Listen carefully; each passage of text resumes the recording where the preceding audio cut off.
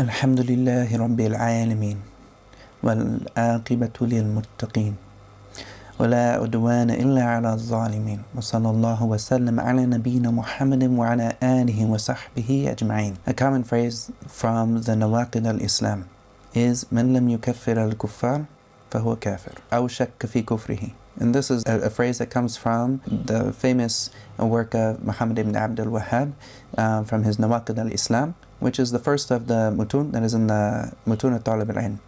And so the first thing, this naqid from the Nawaqid al-Islam that's mentioned here is oftentimes misinterpreted. So I wanted to talk about the misinterpretation of this because it has come about to create major problems in the ummah. And of course this wording that Shaykh al-Islam Muhammad Ibn Abdul Wahab he comes about with, this is wording from him. This is not wording of the Quran and Sunnah. Yes, it is based on the Quran and the Sunnah, and it's based on the Quran where Allah says, Inna ad-deena inda Allahi al-Islam. So this is one of the wordings that comes in the Quran, which is the only deen that's acceptable in the sight of Allah is Islam. This is the meaning of like, okay, that we understand that there's no other religion besides Islam that's acceptable. And so this is what comes from the Quran. And the other wording that comes is what Allah says in Ali Imran, وَمَن يَبْتَغِي غَيْرَ الْإِسْلَامِ دِينًا فَلَن يُقْبَلَ مِنْهُ. And so whoever wants a religion other than Islam, then it will not be accepted from him. And so these are the wordings that come from the Quran, that we know that any other religion other than Islam is not acceptable. And this is the general principle. And anyone who tries to say that another religion other than Islam is acceptable is a kafir from that, because there is no other religion that is acceptable except Islam. But what has happened with this wording that came about in the 10 nullifiers of Islam, what happened is some people took this and they said, whoever doesn't do takfeer on the people that we did takfeer on, then they are kafir. And so this is problematic, and this is without a doubt dalal. And the reason for this is, one, there are some issues of takfir that are disputed about. One is like the person who leaves salah. This is the area of dispute. Like if you're Hanbali and you hold this position that whoever leaves the salah is a kafir, okay, then this person will do takfir on this person and say this person's a kafir because he left the salah. And this is him following the Hanbali madhab in this manner. And the rest of the other madhab, they don't say this. They say this person is a sinner, but he's not a kafir.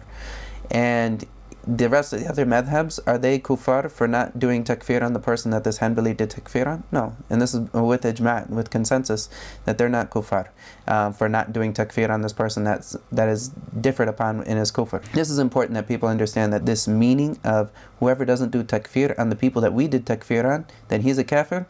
This is not the meaning, or this meaning, if it was understood this way, is understood improperly. But rather this is whoever doesn't do takfir on the people that are clearly in kufr, such that Allah and His Messenger did takfir on, such as like the Nasara, the Jews, the people who worship that aren't Muslims in essence, then all of this, yes, then this person, if they don't do takfir on these people, then yes, they're kafir as well.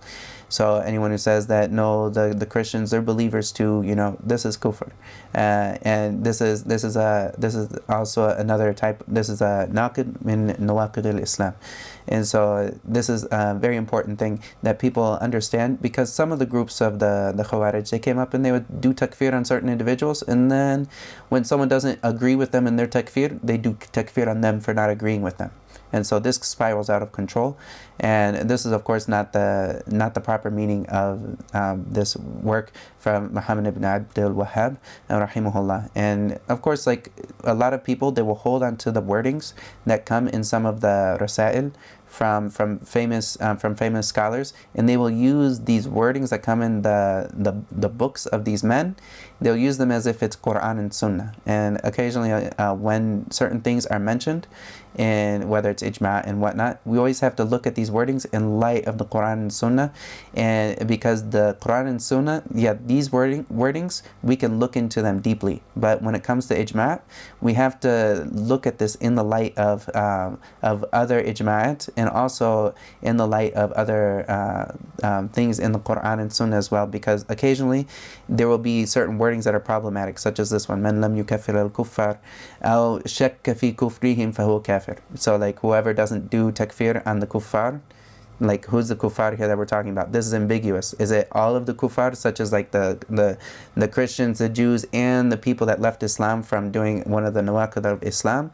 Or is it just the Jews and the Christians, or the people that are clearly in kufr? And this is the proper meaning. The people that are clearly in kufr, if someone doesn't do takfir on them or say that they're kafir, then in this case they are kafir. The person who doesn't do takfir on this person, or he doubts the kufr of these people that are clearly in kufr, then in this case, okay, this is a naqid from the waqid of Islam.